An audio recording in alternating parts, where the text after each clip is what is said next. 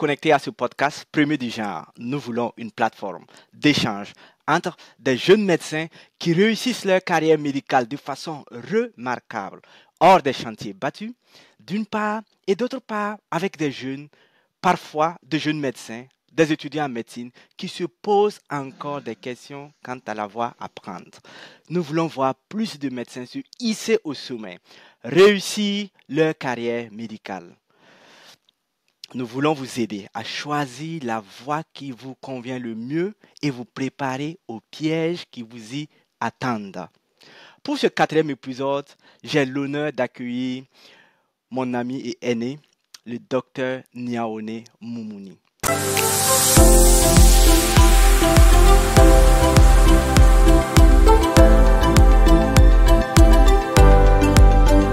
Niaone Moumouni, bienvenue sur ma chaîne. Merci beaucoup, bonsoir à toi et à tous ceux qui nous écoutent. Merci beaucoup, Moumouni. Merci d'avoir accepté de te livrer à cet exercice. Dr Niaone Moumouni est un médecin très engagé dans les chantiers de la santé communautaire. C'est un fervent militant dans les associations et ce, depuis qu'il était étudiant. C'est un grand travailleur. On dit de lui qu'il est un grand bossard avec de très belles qualités humaines, en témoigne cela de l'Afrique. C'est un motivateur hors pair et un mentor pour de nombreux jeunes. Il sait trouver les mots justes pour apaiser et encourager. Dr Niaone Moumouni, merci beaucoup. Dr Niaone Moumouni est un médecin. Il a été formé à l'université de Ouagadougou. Il est titulaire de 2 masters. Un master en santé sexuelle et reproductive de la London School of, pardonnez mon accent, et d'un master en action humanitaire de l'Institut supérieur de sécurité humaine. Dr Niaone Moumouni est le directeur exécutif de Pulse for Progress. Il est l'ancien directeur de la santé communautaire à l'Agence nationale de gestion des soins de santé primaire, AGSP, du ministère de la Santé de Burkina Faso. Actuellement, le Dr Niaone poursuit une thèse à l'université John Hopkins, la très prestigieuse université John Hopkins aux États-Unis, où il poursuit une thèse en santé communautaire. Alors, Dr Niaone Moumouni, encore une fois, merci. Je vais aller droit au but. Je vais commencer par une question que je pose à tous mes invités. Pourquoi as-tu choisi de faire santé communautaire comme spécialisation médicale? Alors, merci pour cette opportunité que j'ai d'échanger avec toi et d'échanger aussi avec tous ceux qui nous écoutent. Peut-être la petite correction, c'est de dire que la santé communautaire, ce n'est pas une spécialité médicale. C'est un carrefour de domaines qui mettent ensemble la psychologie, la sociologie, la santé publique et qui donc intervient dans l'amélioration de la santé des communautés. Et je crois que le choix de cette spécialisation est venu d'un constat très simple. Quand tu es médecin, quand tu es étudiant en médecine et que tu as bossé dans nos contextes, tu arrives à croiser une femme qui perd son enfant pour une diarrhée, un paludisme qu'on aurait pu soigner avec 1000 francs. Tu arrives à voir des gens dans des conditions très misérables et on te dit, tu sais, si c'était en Europe, on aurait pu poser le diagnostic plus tôt, on aurait pu sauver la vie à la personne. Et tu te poses la question suivante, c'est qu'est-ce que j'aurais pu faire pour que la personne ne se retrouve pas dans cette situation? Et la réponse est très claire. Il faut prévenir. Et pour prévenir, il faut être dans les communautés. Et dans les communautés, on peut trouver quels sont les facteurs qui déterminent la maladie de la personne et quels sont les facteurs qui font justement que les gens tombent malades. Par exemple, la pauvreté, l'éducation, l'environnement de vie. Et c'est au décours de toutes ces réflexions, de tous ces constats, que j'ai choisi d'aller là où effectivement on peut aider à prévenir les maladies, on peut aider à renforcer les capacités des gens à se prémunir contre les maladies. Voici un peu ce qui m'a poussé vers cette spécialisation qui est un carrefour, comme je le disais, mais c'est aussi, euh, il faut que tu sois sensible à un certain nombre de choses, comme l'injustice, comme la justice sociale, comme l'équité, comme la souffrance des gens. Quand tu es sensible à ce genre de questions, tu te poses ensuite la question de savoir qu'est-ce que je fais pour répondre à ces besoins-là. Et tu peux donc aller vers la santé communautaire qui est une Très dans bien, laquelle voilà je qui est vais bien dit. intervenir. Alors, docteur Niaoné, je vais être provocateur. Comme j'ai dit dans mon introduction, tu as fait diverses formations et parfois qui semblent difficiles à concilier. Est-ce à dire que tu cherches encore ta voie ou tu fais ces formations au gré des opportunités? La réponse n'est pas straightforward, elle n'est pas, mais c'est pas que je cherche ma voie. Je crois que très tôt, j'ai compris ce que je voulais faire. Je suis venu en médecine pour soulager les souffrances. Je suis venu en médecine pour sauver des vies. Et j'ai trouvé que l'une des meilleures façons de sauver des vies, c'est de prévenir même la survenue des maladies, dans la mesure où nous sommes dans des populations tellement pauvres que parfois quand elles sont malades, elles sont déjà dans des conditions très difficiles, non seulement pour poser le diagnostic, pour la prise en charge, etc. Souvent de formations surviennent chez moi lorsque je suis confronté à des problèmes et j'arrive à me rendre compte que je n'ai pas les outils qu'il faut pour les répondre. Quand j'ai fini la médecine, j'étais à la période où on avait Ebola dans les pays Mhm. comme le Libéria Oui, et la Guinée. oui, Et oui. j'ai compris que l'action humanitaire, la réponse humanitaire était quelque chose de fondamental. C'est ce qui m'a poussé vers l'ISSH pour faire la santé humanitaire. Et ensuite, avec les questions de santé communautaire, je me suis rendu compte que j'avais pas les outils qu'il faut pour mobiliser, organiser les communautés, leur faire apprendre ce qui est important pour leur propre santé. Alors j'ai fait le Fulbright pour faire le master de santé sociale, communautaire et comportementale à Indiana University. Et c'est justement après, quand je suis revenu au pays, en commençant à travailler avec les personnes déplacées internes, je me suis rendu compte que la santé sexuelle et reproductive est un problème majeur. Tu as des centaines et des centaines de jeunes filles qui ne savent pas comment gérer leurs menstrues.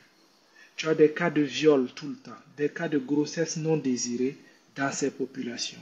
Et je me suis posé la question, mais docteur Nyaone, tu fais quoi? Est-ce que tu continues à faire l'amateurisme, à vouloir répondre à ces problèmes, ou bien tu te formes pour pouvoir être à la hauteur des défis auxquels tu fais face dans ton travail? Donc c'est ça qui m'a poussé à rechercher où est-ce que je peux me former. Et il y avait la London School qui a lancé un appel pour un master de Sexual and Reproductive Health Programming and Policy. Donc j'ai postulé, j'ai été admis et j'ai commencé la formation. Donc c'est plus pour répondre à des besoins de compétences, mais aussi il faut se dire que l'opportunité, quand elle se présente, si tu peux la saisir, il faut la saisir parce que parfois tu ne sais pas à quel moment tu peux avoir besoin de telle ou de telle compétence dans la réponse aux défis auxquels tu te fais face. Voilà un peu. Ok, très bien. Donc, on a bien compris que toutes les formations que tu as suivies et validées avaient pour objectif de répondre à un besoin en compétences, en développement de compétences pour répondre à des problèmes concrets que tu Absolument. rencontrais dans ta communauté. Très bien. Alors, donc ça c'est un très beau message pour nos jeunes frères qui sont connectés. N'oubliez pas de vous abonner. Je vous invite à vous abonner à ma chaîne. Ça m'encourage à poursuivre le développement de tel contenu.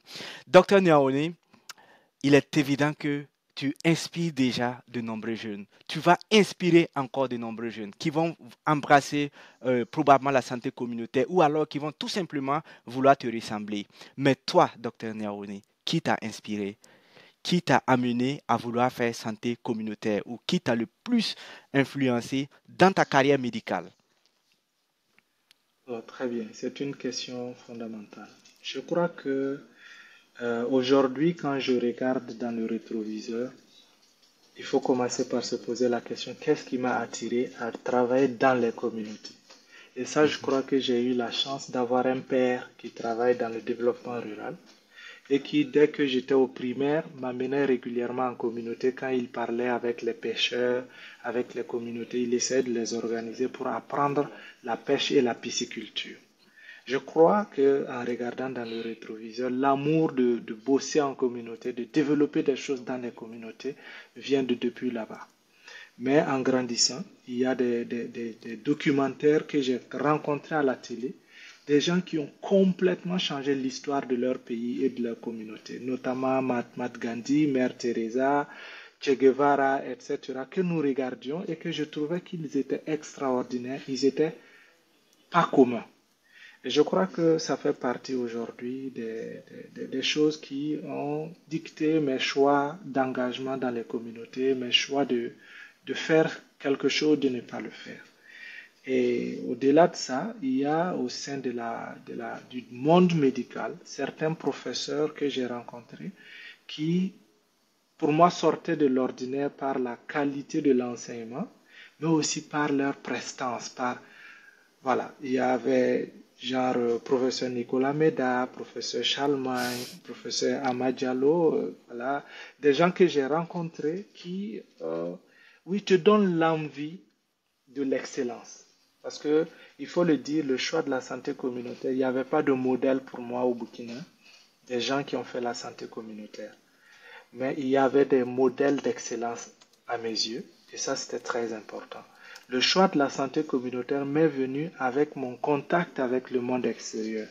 À travers l'AEM, l'IFMSA et autres, j'ai rencontré des étudiants en médecine et ensuite leurs professeurs qui étaient des modèles de santé communautaire et qui m'ont inspiré à aller dans ce sens. Je crois que c'est beaucoup plus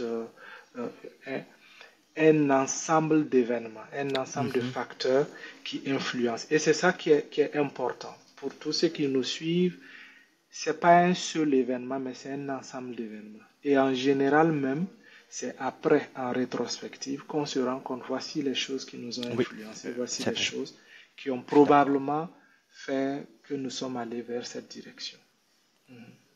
Ok, très bien, c'est bien compris. Alors, on profite donc faire un coucou à nos maîtres, professeurs Nicolas Méda, Amad Diallo et Charlemagne et beaucoup que d'autres. tu as cité. Il Et y en a beaucoup d'autres, beaucoup. bien entendu, bien entendu. Absolument. À tous ces maîtres-là qui nous ont inspirés, à tous ces maîtres-là qui nous ont donné envie d'aller loin, on leur rend hommage ici.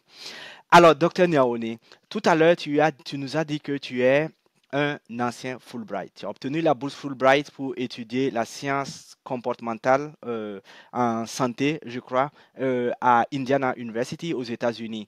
Peux-tu nous dire comment est-ce qu'on obtient une bourse Fulbright pour se former aux États-Unis?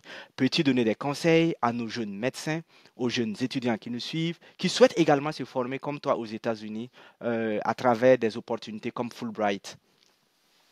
Oui, absolument. On peut partager les expériences. Je sais que quand j'ai voulu faire le Fulbright, c'est venu par le fait que j'ai eu un ami qui était dans la même cour que moi, qui faisait économie et qui m'en a parlé. Il m'a dit qu'il y a la possibilité de se spécialiser après aux États-Unis à travers des bourses. J'ai dit OK. Je suis allé à l'ambassade, donc la première des choses, c'est que c'est quelque chose qui est organisé par l'ambassade des États-Unis. J'y suis allé, j'étais étudiant en 5e année, je crois, et j'ai pris les renseignements. On m'a dit qu'il y avait deux conditions: parler très bien anglais et avoir soutenu le doctorat en médecine. Quand tu es dans d'autres domaines, après le master, tu peux, mais dans la médecine, comme nous n'avons pas de diplôme intermédiaire, il faut le doctorat en médecine. Et je savais que bon, j'avais le doctorat en médecine, c'était à l'horizon, mais l'anglais, il faut le faire. Et donc, il fallait s'organiser, faire l'anglais de façon intensive, de façon organisée. Et beaucoup de gens me rencontrent, ils disent: Ah, docteur, je voudrais bien apprendre l'anglais, faire comme toi. Mais quand tu leur dis, ils disent qu'ils vont s'inscrire, mais ils ne s'inscrivent jamais. Ils ne s'inscrivent jamais. En réalité, le secret est le suivant. Quand tu penses que tu parles le moré, le djoula, le bisa ou toute autre langue traditionnelle, langue locale, tu te demandes est-ce que tu es allé dans une école pour l'apprendre. La réponse est non. Ça veut dire que tu t'es trouvé dans l'ambiance, dans l'environnement dans lequel ça s'apprend et tu as appris. Et c'est la même chose qu'il faut faire. Il faut créer un environnement d'apprentissage de l'anglais qui est d'avoir ça en audio sur ton téléphone, à la télé, sur ton ordinateur, si tu as un véhicule. Même en conduisant, c'est BBC. Et tu achètes des livres que tu lis avec un dictionnaire. Il faut être intentionnel dans tout ce que tu fais. Sans l'intention, tu ne peux pas y arriver. Et donc, la réponse à la question, c'est d'être intentionnel et de prendre le temps de se préparer. Donc moi, je me suis préparé au Fulbright. J'ai pris presque 10 ans pour le préparer. Quand tu le dis, les gens se disent, mais c'est fou ça. Mais justement, quand j'ai fini, quand j'ai entendu parler de Fulbright, quand j'ai commencé à faire l'anglais, quand j'ai commencé à me préparer, c'est autour de 10 ans. Et j'ai fini, j'ai soutenu, j'ai bossé un peu et puis voilà, j'ai fait le test et j'y suis allé. Donc, préparation, intention, rigueur et constance. Et puis aussi, il faut persévérer. Il y a des gens qui vont te faire l'anglais 2 semaines de façon intensive. Ils laissent ça pendant 6 mois, ils reviennent. Ça ne marche pas. Il faut être consistant, il faut être régulier. Et là, tu peux t'organiser et apprendre et pratiquer. Moi, j'ai trouvé des amis à l'extérieur qui parlaient anglais. Donc, on s'écrivait sur WhatsApp, sur Facebook, etc. pour pouvoir renforcer et dynamiser la langue. Suivre des films. Moi, j'ai suivi Jack Bauer en anglais. J'ai suivi beaucoup d'autres films seulement parce que je voulais apprendre la langue en utilisant justement plusieurs canaux. Acheter des livres, par exemple les livres d'anglais que nous avions au lycée. Il faut aller acheter de la 6e en 3e. Tu rachètes tout. Tu commences à relire pour te refonder, te réorganiser. Et c'est ainsi que tu peux avoir une bonne connaissance de la langue. Mais aussi, quand on veut te sélectionner pour le Fulbright, on ne regarde pas seulement la langue et puis le doctorat en médecine. On regarde est-ce que ton profil est un profil qui correspond à ce que tu dis que tu vas faire. Et en général, les sélections, ils vont regarder qu'est-ce que ton passé peut présenter comme élément de témoin de ce que tu dis que tu feras dans le futur. Tu n'as jamais fait de la santé publique, tu n'as jamais rien fait dans le monde communautaire, dans la santé publique. Tu ne peux pas te lever un beau matin et dire, bon voilà, si vous me donnez la bourse, je vais faire santé publique dans le futur. En général, ils ne te croiront pas. Et en général, tu as peu de chances de réussir. Donc, il faut qu'il y ait un lien entre le passé, le présent et ce que tu dis que tu vas faire dans le futur. Voici un peu. Et voilà. Et moi, j'ai toujours dit à tous ceux qui veulent m'écouter que non seulement il faut faire ça, mais aussi il faut chercher à parler aux anciens, à ceux qui ont déjà fait la bourse, à ceux qui peuvent te parler, te donner des conseils. Et pour ce qui me concerne, toute personne qui veut faire ce genre d'examen, je suis toujours disposé à partager mon expérience, à regarder leur application, à donner des conseils, parce que moi aussi, j'en ai bénéficié. J'ai dû parler à des anciens, parler à des aînés, pour qu'ils me donnent des conseils, pour qu'ils m'orientent. Et c'est comme ça que nous pouvons tendre la main et passer le relais aux plus jeunes. Et je suis en tout cas disposé à le faire, encore et encore. Très bien, merci beaucoup. Voilà qui est bien dit. Peut-être revenir sur un aspect qui est l'interview lors, par exemple, du Fulbright. Je pense qu'il y a dans le processus, j'étais engagé dans le processus entamé, malheureusement, il fallait faire un choix. Je sais qu'il y a une interview dans le processus de sélection. Et moi, par exemple, dans mon expérience, j'ai été retenu pour le Mandela Washington Fellowship 2 fois et j'ai 2 fois échoué à l'interview parce que justement, je pense que ce n'est pas parce que je n'avais pas une belle expérience et un bon profil, mais peut-être parce que je n'ai pas réussi mon interview. Qu'est-ce que tu peux dire sur cela? Quel conseil tu donnes? Euh, nous, les étudiants en médecine, par exemple, on fait médecine, on ne fait jamais d'interview, tu vois. Il y a des étudiants ou des jeunes médecins pour lesquels ce sera leur toute première interview. Et comme souvent, on n'est pas engagé dans le monde associatif, c'est pas évident. Je souhaite que tu dises un mot, un conseil sur ça. Ouais, c'est vrai. C'est vrai que pour le Fulbright ou pour le Mandela Washington Fellowship, en dehors de la sélection sur dossier, des différents tests d'anglais et autres que tu fais, il y a une interview que tu dois donner et répondre à des questions. Et en général, il faut que les questions ça veut dire la réponse et autres, soit convaincant, comme ce que tu as donné dans les papiers. Parfois, il y a une déconnexion. Moi, je connais des gens, parce que justement, ils ont eu beaucoup de bons conseils, des gens qui les ont aidés à raffiner leur application. L'application est très bien. Mais quand maintenant tu parles avec la personne, tu te rends compte qu'il y a une déconnexion entre ce qui est sur son application et ce qu'il dit et sa prestance et tout. Et il ne faut jamais aller à une interview sans se préparer. Il faut connaître très bien ce que tu as écrit. Il faut passer au moins un peu de temps à discuter de ça, à même faire des tests avec d'autres anciennes personnes, avec des gens qui s'y connaissent pour te préparer. Parce que c'est ça aussi qui fera la différence le jour de l'interview, puisque tu n'es pas le seul candidat. Donc, être rassurant, être convaincant, être très bien attaché à ce que tu as dû dire dans le texte, et voilà, donner des exemples concrets de ce que tu avais fait, de ce que tu fais, de ce que tu feras. Parfois, on demande à la personne comment tu te vois dans 10 ans, il est un peu dans les nuages. Ça ne marche pas. Il faut que ce soit concret. Après le Fulbright, je rentre au pays, je vais servir au ministère de la Santé, je vais créer mon organisation, je vais enseigner à l'université, je vais faire ceci. C'est du concret. C'est mieux que de dire je pense que je vais rentrer au pays, servir mon pays. En faisant quoi? Il faut être plus concret, plus précis. Et c'est ça souvent qui manque dans les éléments de réponse. Il faut se préparer. Voilà. Très bien. Non, merci beaucoup. Je souhaite juste emphasize sur ce que tu viens de dire, sur un aspect que tu as dit, il faut rentrer en contact avec des gens qui sont déjà passés par là, peut-être répéter avec eux. Moi, je pense que peut-être si je m'étais ouvert à l'époque, probablement que j'aurais au moins la seconde fois réussi mon interview. Donc, c'est vrai que c'est un très bon conseil, il faut s'ouvrir. Souvent, on a tendance, nous, les Burkinabés, à être un peu cachotiers. Voilà, on attend que tout marche avant d'en parler autour de soi. Ce n'est peut-être pas, ce n'est pas toujours la bonne démarche à suivre. C'est vrai que c'est un peu culturel, j'ai l'impression, mais voilà, Non, je pense que dans mon... c'est une mauvaise façon de faire qui nous a été inculquée. On dit c'est le serpent qui vit caché qui grandit, Oui, oui, c'est les ça. oiseaux se cachent pour mourir, etc. Et quand tu parles de ça, les gens ont tendance à te dire, on va faire échouer ça. Moi, j'ai toujours dit, si tu vas échouer à quelque chose, c'est que tu vas échouer. Ce n'est pas parce que tu as dit aux gens. Et il faut aussi dire la chose suivante. Moi, j'ai fait le Washington Fellowship pour la première fois. Je n'ai pas été retenu. J'ai fait le Mandela Washington Fellowship. La première fois, j'étais jusqu'à la finaliste. Et après, on m'a dit, voilà, ils ont retenu 6 au Burkina. J'étais parmi les 10 derniers, mais je n'ai pas été retenu. Donc, je n'étais pas dans les 6.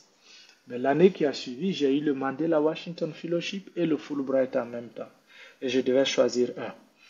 Donc, pour dire aux gens que les échecs de ce genre ne sont pas forcément des mauvaises choses, ça te prépare à mieux. Ça te prépare à d'autres succès qui vont arriver plus tard. Donc, il ne faut pas hésiter à appliquer, il ne faut pas hésiter à se présenter, à essayer. Si je vous dis le nombre de fois que j'ai fait des applications de ce genre et j'ai échoué, vous allez tomber des nues. Mais c'est comme ça. Quand j'étais étudiant, j'ai vu des postes, des appels à candidature. On dit, bon, les jeunes, on veut les former en leadership, on veut les former en ceci. J'ai appliqué, j'ai dit, non, s'il vous plaît, choisissez-moi. Si vous me choisissez, ça va m'aider. Ils ne te choisiront jamais. Ouais. Mais après, à un certain moment, quand j'ai eu l'expérience, quand j'ai commencé à engranger les compétences, je leur dis, choisissez-moi, votre programme a besoin de moi. Ouais. Si vous me choisissez, non seulement je vais apprendre effectivement des compétences, mais en plus, je vais continuer à étendre la vision de votre organisation. Je vais répondre, je vais permettre à la concrétisation de la vision de votre organisation qui a amené justement votre organisation à lancer cet appel. Vous ne lancez pas par charité, vous lancez parce que vous voulez former des gens qui vont porter une vision. Et c'est justement en étant prêt, en ayant le profil qu'il faut, qui fait que justement quand tu postules à ce genre de choses, ils vont t'accepter, ils vont te former et ils vont parier sur toi à l'avenir pour être fiers de dire celui-là est un ancien de notre du programme. programme. Ça, c'est Ouais. très important. C'est pas de la charité. Dites-vous ça pour de bon. On ne lance pas un appel et puis te prendre parce que tu fais pitié. On s'en fout. Tu fais pas pitié. On te prend parce que tu as un profil qu'il faut. On te prend parce que après la formation, tu vas valablement représenter l'image de cette organisation-là. Et Mhm. ça, et aussi, on ne te forme pas parce qu'on veut former quelqu'un qui va avoir une brillante carrière individuelle, mais parce que tu es quelqu'un qui certainement la réussite va impacter la vie de milliers, voire des millions de personnes. Et c'est pour ça qu'il faut être quelqu'un qui est engagé à ce genre de causes-là quand tu veux vraiment postuler pour ce genre de choses. Ouais. Non, ça, voilà qui est clair et net. Alors, docteur Niaouni, lors de votre formation aux États-Unis, vous nous avez donné de très bons conseils. Voilà, maintenant, on s'est formé en anglais, on a répété avec les aînés, on a une très belle application, on a été réussi pour le Fulbright. Quelles sont les difficultés auxquelles il faut s'attendre Ouais, une En fois aux fait, États-Unis, bien entendu? les difficultés sont énormes.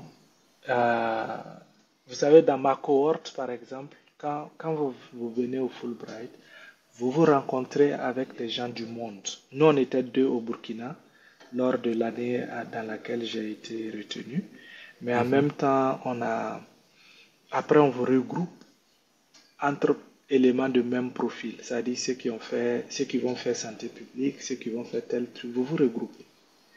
Je me suis retrouvé avec des Pakistanais, des Indiens, des Russes, des gens de divers euh, pays. Mais à la fin de la formation, j'ai appris que parmi nos amis, il y a 5 qui sont repartis au pays pour des problèmes mentaux. Pour te dire à quel point la pression est énorme. Il y a la première des choses, c'est le choc culturel. Ce qui mhm. se passe chez toi naturellement au pays, quand quelqu'un te rencontre, il te salue, vous parlez, mais c'est fini ça. Tu arrives ici, j'ai des anecdotes pas possibles. Je rentre dans le car, pour la première fois je rentre, et je vois donc quelques Noirs américains. Bon, tu vois, si je suis un Noir, il faut saluer mes autres confrères noirs et tout. Je m'approche pour le saluer, il ne me tient pas la main. Je dis, mais qu'est-ce qui se passe?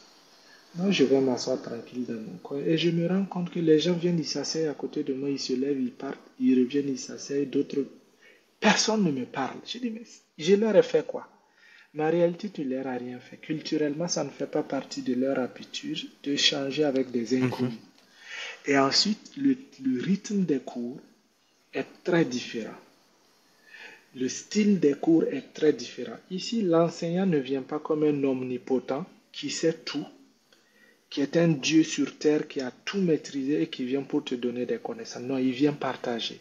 Et tu te retrouves avec des enseignants qui te disent, je ne sais pas. Quand tu leur poses une question, ils te disent, mais cherchons. On te demande de créer, de construire des choses. Tu es dans un environnement, tu dois apprendre à préparer, par exemple, la nourriture toi-même. Tu vis avec des voisins. Tu fais, par exemple, 6 mois. Vous ne vous parlez pas, vous ne vous rencontrez même pas, alors que vous vivez dans le même appartement. Il y a beaucoup de défis, mais qui sont beaucoup plus liés à notre culture, à nos habitudes anciennes, à nos façons de faire. Et dès que tu es préparé à ça, tu es intentionnel, tu sais pourquoi tu es à l'extérieur pour étudier, tu arrives à les surmonter. N'hésite pas à en parler à des gens qui sont passés avant toi, comme je le dis. Toujours Mhm. partager ces difficultés, parce qu'en réalité, on ne réinvente pas la roue. Elle existe déjà. On peut améliorer la roue, on peut lui donner de nouvelles performances, de nouvelles choses, mais on ne réinventera pas la roue. Donc les anciens peuvent partager avec vous leur expérience, leur vécu, et de là tu peux tirer de très bons conseils pour t'en sortir. On aime dire que l'homme intelligent se sert de ses expériences pour ne pas se tromper. Mais l'homme sage se sert de l'expérience des autres. Ça lui évite de souffrir inutilement, de perdre inutilement du temps, de l'argent, de l'énergie. Et c'est ce que je dirais aux gens, que étudier à l'extérieur, ce n'est pas du tout de l'Eldorado. C'est bien au Mhm. contraire. C'est terrible. C'est terrible. Mais lorsque tu as pu traverser l'université de Ouagadougou, le Guantanamo, comme on aime à le dire, tu peux traverser aussi ce qui se passe à l'extérieur. Si tu te dis, ce qui se fait à l'extérieur, ce n'est pas mauvais, ce n'est pas bon, c'est juste différent. Nous, ça, c'est un de nos enseignants qui nous a dit, it's not good, it's not bad, it's just different. Si je me dis ça, tu vis dans un environnement où pendant tout ton enfant jusqu'à l'âge adulte, tu n'as jamais vu deux personnes de même sexe s'embrasser, par exemple. Et tu arrives dans un pays où c'est une pratique courante. Tu as le choix entre accepter cet état de fait, c'est différent de ce à quoi tu es accoutumé, ou bien tu repars chez toi tranquille. On s'adapte, on intègre des choses, on apprend des choses, on ouvre l'esprit à de nouvelles connaissances, à de nouvelles choses. Et on se rend compte que ce n'est pas forcément ce à quoi nous sommes habitués qui est bon ou pas ou mauvais, mais on devient quelqu'un de nouveau, on apprend de nouvelles choses et on avance. Donc il y a des difficultés. Et quand tu vas repartir au pays, tu te retrouves encore confronté aux mêmes difficultés. Ça veut dire que tu es devenu quelqu'un de différent.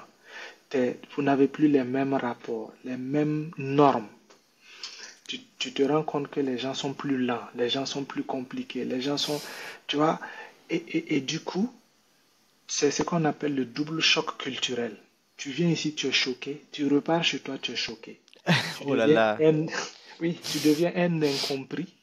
Par exemple, moi j'enseigne à l'université au Burkina, même ici aussi, mais au Burkina, je dis aux étudiants ne m'appelez pas cher maître et tout parce que pour moi ça n'a pas de sens. Docteur Niaoné, c'est largement suffisant. Ici, même si tu dis Moumini, ça ne me dira absolument rien parce que ça ne m'enlève rien. Et nos rapports sont tellement cordiaux, mais j'ai entendu certains enseignants dire que mais, je vais faire en sorte que les étudiants vont manquer de respect aux autres et tout. Je dis non, pourtant, c'est pas vrai. C'est pas parce qu'il m'appelle Moumini qu'il va me manquer de respect. Mais en même temps, la façon dont tu présentes la chose peut te créer toi-même des problèmes parce que c'est pas comme ça que les normes sont définies chez toi au pays. Donc, ce n'est jamais simple. Et tu reviens, tu veux parler, tu veux dire aux gens, faisons les choses différemment, faisons ceci. On te dit, mais dis-moi. Donc, tu crois que tu es allé bosser aux États-Unis, tu veux venir nous apprendre des choses ici. Donc, tu crois que tu peux nous imposer des choses. Bon, voilà. Donc, c'est compliqué. On arrive à faire sa place quand on est persistant, quand on est stratégique, quand on est patient. Voilà. Très bien. Alors, on va avancer dans notre interview. Alors, jusqu'à là, on a exposé le docteur Moumini Niaoné à succès. L'homme qui a beaucoup de succès, qui a fait tant de formations, qui a réussi dans la vie associative. Docteur Niaoné, est-ce que dans ton parcours académique, tu as déjà échoué? Peux-tu nous partager quelques échecs qui t'ont marqué et qu'est-ce que tu as appris de ces échecs-là? Il faut donner deux précisions. La réussite et l'échec sont des concepts très variables, sont des concepts dynamiques et auxquels en fait il faut très peu s'attacher parce que ça peut t'amener dans le décor. J'ai l'habitude de dire aux gens que nous sommes et chacun doit se préoccuper d'écrire les chapitres de son livre plutôt que de regarder le chapitre, les livres des autres et se sentir malheureux. Si moi je te regarde, je suis peut-être au chapitre 17 de ma vie et toi tu es au chapitre 30. Tu as une jolie voiture, tu as une belle villa, tu as tel niveau et je commence à être malade parce que toi tu as tel niveau. Plutôt que de me concentrer à écrire les prochains chapitres, les prochaines lignes du chapitre de mon livre, de ma vie, pour être là où je voudrais être, je suis malade parce que je me compare aux autres, parce que voilà, ce sont les autres qui sont mes repères. Si ça c'est bien campé, je peux effectivement dire, et ça c'est une question que j'aime beaucoup parce que je la partage souvent avec les étudiants en classe. Oui, j'ai dû à reprendre des classes d'ailleurs. J'ai repris la 5e année de médecine par exemple. J'ai repris la première année aussi. Et ça m'a appris beaucoup de choses. Ce n'était pas des échecs. Je peux vous raconter l'histoire derrière, mais ça c'est le moins important. Le plus important, c'était la question suivante. Qu'est-ce que je fais de ça? Et la 5e année, quand je reprenais 2 modules. Donc j'avais toute l'année devant moi. Soit pour m'ennuyer, détester tout le monde, détester le système, parce que la façon dont on évalue les étudiants, et jusqu'à aujourd'hui, je trouve qu'il y a beaucoup de choses à redire. Mais ce n'est pas ça le plus important. Le plus important était, est-ce que j'en veux aux autres? Est-ce que j'en veux au système et je m'arrête là? Ou bien je me révolte et j'utilise rationnellement mon temps? Je le dis à beaucoup d'étudiants qui reprennent une classe, profite faire le permis de conduire, profite apprendre à nager si tu ne peux pas, profite faire l'anglais, profite t'engager dans le monde associatif. Et c'est ce que j'ai fait. C'est ce que j'ai fait. Et j'ai profité d'ailleurs faire beaucoup d'autres formations en leadership, en prise de parole en public, en gestion de projet, etc. pour combler justement le vide qui s'est créé avec la reprise.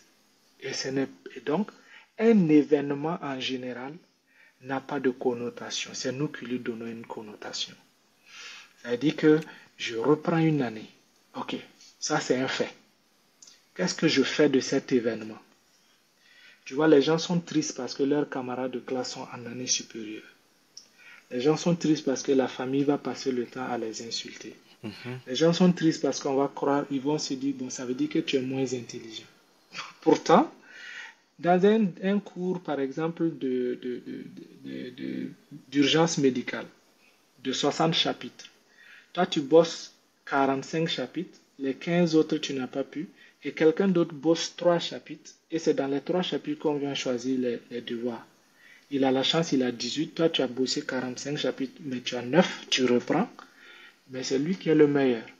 Voici comment nous sommes organisés, nous sommes évalués parfois, et c'est profondément triste. Je ne suis pas en train de dire que ceux qui passent en juin, ceux qui ont de très bonnes moyennes ne le méritent pas, non. Mais je vais dire que ceux qui reprennent ne sont pas forcément les plus médiocres, ceux qui reprennent ne sont pas forcément les moins intelligents. Non, ça n'a rien à voir. Mais c'est plutôt se dire, ce que je suis en train de bosser, ce que je suis en train de faire, ne doit pas s'arrêter parce que j'ai repris une année. Au contraire, il faut réviser ses ambitions, revoir sa vision et se réadapter au nouveau contexte qui s'est présenté. Je profite aussi de dire aux plus jeunes que dire que oui, je vais finir rapidement ma médecine et puis quitter ici n'est pas forcément une bonne option. La preuve est que beaucoup de gens finissent, il a le doctorat en médecine et maintenant il t'appelle pour dire ah docteur j'ai fini, est-ce qu'il y a un gombo pour moi, est-ce que je peux faire quelque chose, etc. Nous devons nous organiser pour que ça ne nous arrive pas. Nous devons nous organiser pour que justement, à partir de la 4e année, on a des plans de sortie. Lorsque tu finis, tu as déjà à peu près des idées de là où tu veux aller. Et là, c'est plus facile. Donc, je crois que, en résumé, le plus important n'était pas que j'ai repris ou que quelqu'un a repris une classe, mais qu'est-ce que tu fais de cet état de fait-là. Et c'est ça qui peut faire la différence.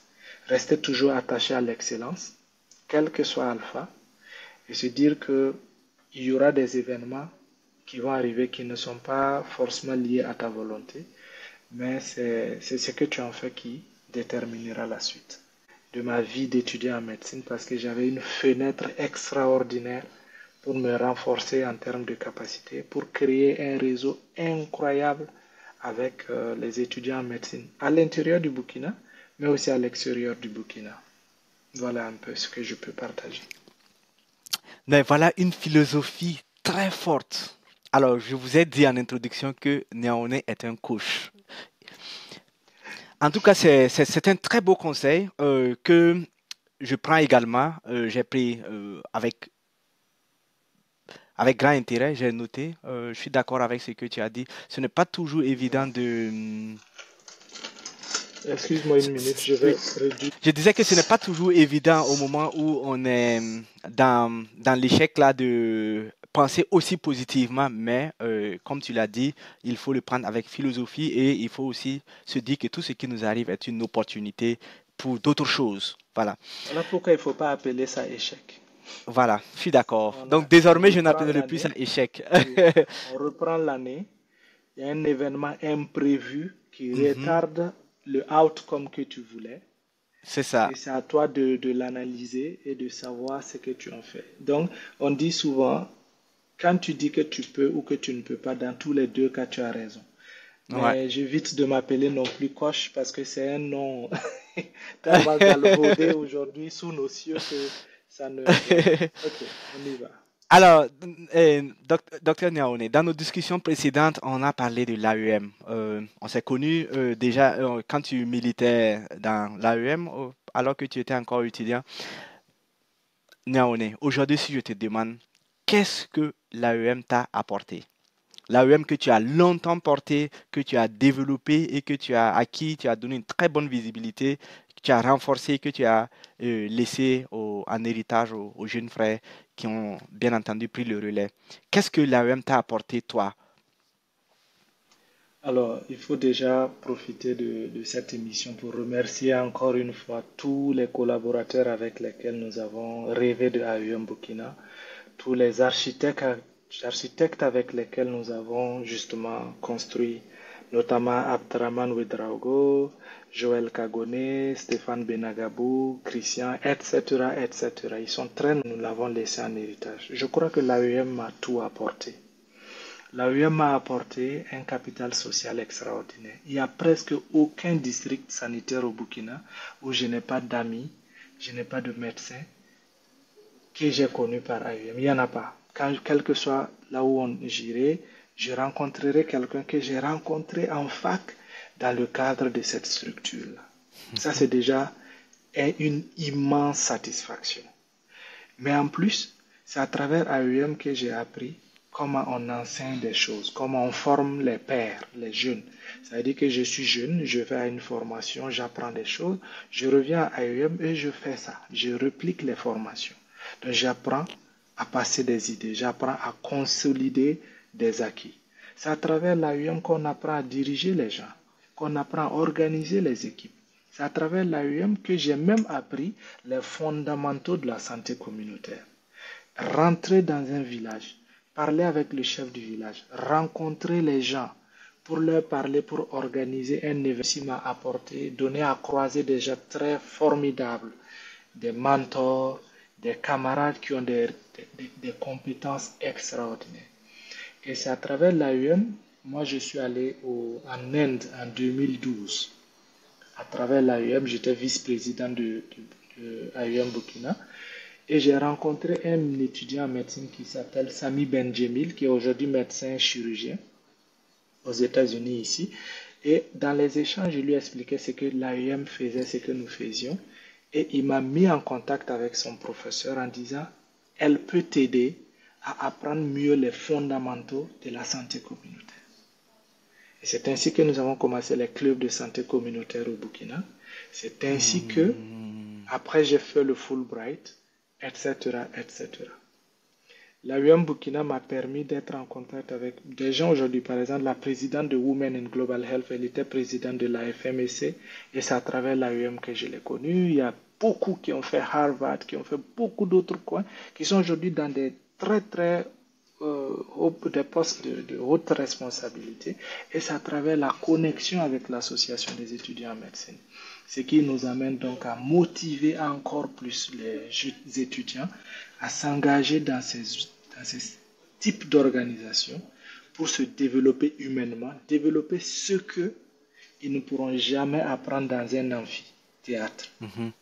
Il n'y a pas de parler en public, organiser les humains, les notions de leadership, le contact direct avec les réalités dans les communautés. Ce n'est pas dans les amphithéâtres ni entre les murs de l'hôpital qu'on apprend ça. C'est à travers des structures comme la GEC, comme l'AESA, comme l'INSA, etc., à l'INSA, etc. Et donc, c'est ce que l'AEM m'a donné. Un capital social solide. Je crois Très que bien, c'est... très bien. En tout cas, merci pour cette réponse. Il nous revient à tous nos interviews que s'engager dans les mouvements associatifs, quels qu'ils soient, AEM par exemple, est, est très bien pour développer son leadership, se préparer à prendre des responsabilités futures lorsqu'on va entamer sa carrière médicale. Alors, là, les raisons pour lesquelles il faut s'engager, c'est clair, on ne discute plus de ça. Mais, docteur Niaoné, quel conseil donneras-tu aux jeunes qui veulent s'engager, mais qui peut-être sont timides, qui peut-être, voilà, il y a, pour diverses raisons, sont freinés. Quel conseil tu leur donnes pour s'engager dans le monde associatif alors qu'ils sont encore étudiants? Alors, en général, le véritable problème qui se pose, c'est l'organisation, comment bosser, et puis être dans le monde associatif, comment concilier les deux. Mais ça demande beaucoup de sacrifices, ça demande de faire des priorisations. Il y a certaines choses que tu ne pourras plus faire parce que tu es dans le monde associatif et tu es dans le monde académique. Et le conseil, c'est que même si tu es timide, va déjà en observateur, suis, et doucement tu te forges et tu prends des responsabilités. C'est même au sein de ces genres d'organisations que tu pourras acquérir les compétences qui vont te permettre de vaincre ta timidité. Et donc, ça te donne des opportunités extraordinaires de te former et de vaincre ta timidité. Moi, je n'avais pas ce problème. Mais ceux qui en avaient, ils sont venus en observateur, membre simple. Après, ils venaient dans des activités. Et ensuite, ils ont demandé à ce qu'on leur confie des choses. Et doucement, ils sont devenus des grands patrons de la structure plus tard. Et quand tu les vois aujourd'hui, ils te disent, vous savez, quand tu vas au niveau du Burkina aujourd'hui, il y a beaucoup de structures. Quand c'est et au sein desquelles tu vas trouver des anciens responsables de l'AUM Burkina. Au niveau de l'ordre des médecins, aujourd'hui, on a trois anciens présidents de l'AUM Burkina qui sont au niveau des bureaux de l'ordre des médecins. Et un qui n'était pas ancien président, mais qui était un membre très actif, qui est au niveau du bureau. Pour te dire que ça forme à des rôles Mhm, de leadership dans le futur. Et mhm, donc, j'encourage énormément les étudiants, les médecins. Même quand tu as fini d'être médecin, il y a encore des associations, comme la Jeune Chambre, comme le Lions Club, etc. Allez-y, formez-vous, complétez-vous. L'être humain n'est pas seulement diplôme. L'être humain, c'est un ensemble. Nous sommes le fruit de ce à quoi nous avons été exposés. Et ce n'est pas le diplôme qui te fait, c'est toi qui fais le diplôme. Ça, c'est extrêmement important. Chez nous, dans le pays francophone, on va rapidement te demander tu as quel diplôme, tu as quel diplôme. Mais au fond, ce n'est pas vrai. C'est toi qui fais le diplôme, ce n'est pas le diplôme qui te fait. La ouais. preuve est que parfois tu recrutes quelqu'un qui te dit qu'il a un master en quoi, mais quand tu le mets devant les épreuves, tu as envie de pleurer. Tu refais pour lui à sa place ce qu'il est censé faire en tant que recruté. Donc, oui, voilà. Très bien, merci beaucoup. Voilà, on est un peu pris par le temps. On va aller un peu rapidement. Alors, docteur Niaoné, je suis très curieux. J'ai une question qui me tient à cœur. Quand je te vois engagé sur tous ces fronts, je veux juste savoir comment est-ce que tu fais pour être autant engagé sur tous ces fronts. C'est un appel, à mon avis. C'est une motivation interne à ne pas supporter l'injustice sociale. Moi, depuis le bas âge, je partais au village et je voyais mes tantes, mes grands-mamans se réveiller à 4 heures du matin, aller au bord du fleuve, arroser l'oignon jusqu'au soir pour rentrer. Et je suis devenu médecin, je repars. Ce qui a changé dans leur vie, c'est qu'elles ont changé les calebasses avec des bidons en plastique. Elles sont toujours dans les mêmes difficultés à te présenter des douleurs du genou, des douleurs des articulations. À l'hôpital, j'ai dû cotiser avec d'autres camarades étudiants en médecine 100 francs pour acheter des seringues. On a cotisé pour qu'on puisse opérer une dame, etc. Tout ça, je n'arrive pas à dormir avec. Et je me dis donc, je me dois de combattre cette injustice sociale-là en apportant des solutions concrètes. Et c'est ça qui m'empêche de dormir et qui me fait toujours m'engager. Et je crois que si nous avons cette motivation interne-là, de vouloir répondre aux problèmes de notre monde, l'engagement ne se pose plus comme un problème. Mais c'est quand on veut le prestige de la médecine, quand on y va parce que les parents étaient médecins, ou bien quand on y va parce qu'on veut de la gloire, parfois on se trompe de priorité et c'est ça qui rend les choses plus difficiles. Donc j'invite les gens à se trouver des causes, à trouver des choses, des problèmes qu'ils veulent résoudre et à s'y engager sincèrement. Aujourd'hui, tu vois beaucoup de gens qui te disent, oui, je veux faire de la santé communautaire, mais quand tu dois dire oui, parce qu'il y a beaucoup d'offres d'emploi aujourd'hui sur la santé communautaire. Je te disais quand on était en train de préparer justement ce truc, que quand je suis allé pour faire la visite médicale, le médecin qui m'a vu m'a dit, mais tu veux aller faire santé comportementale communautaire, c'est pour revenir mourir pauvre ici. J'ai souri en lui disant non, je ne pense pas que je mourrai pauvre parce que tant qu'il y aura des problèmes dans les communautés, on aura besoin de spécialistes de santé communautaire. Et donc, ce n'est pas quelque chose qui est prêt à tarir, etc. Et d'ailleurs, ce n'était pas premièrement pour l'argent que je m'étais engagé, mais l'argent ne peut pas ne pas venir parce que si tu fais bien ce que tu fais, si tu as l'expertise et l'excellence dans ce que tu fais, tout le reste suit en fait.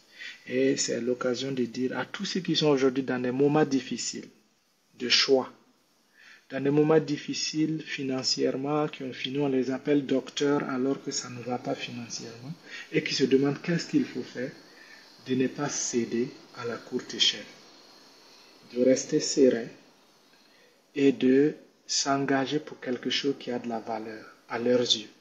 Vous voyez ce turban que je porte, il me rappelle mon humanité et il me rappelle l'humanité des autres. C'est un symbole de solidarité pour moi envers tous ceux qui sont en train de souffrir aujourd'hui à cause de la situation de crise au Burkina Faso. Et cet engagement-là, je le renouvelle tous les jours. Et c'est un peu ça qui fait que je ne sais pas si je dois me fatiguer en fait. Et si je regarde d'où je viens de tellement loin que je ne peux pas me fatiguer aujourd'hui. Et c'est ça qui fait que j'invite en tout cas les plus jeunes et tout à se trouver leur voie. Il ne faut pas vouloir être comme Dr Niaoné, il faut dépasser Dr Niaoné. Il faut faire ton choix et tu imprimes un rythme qui fera justement que tu seras Dr X.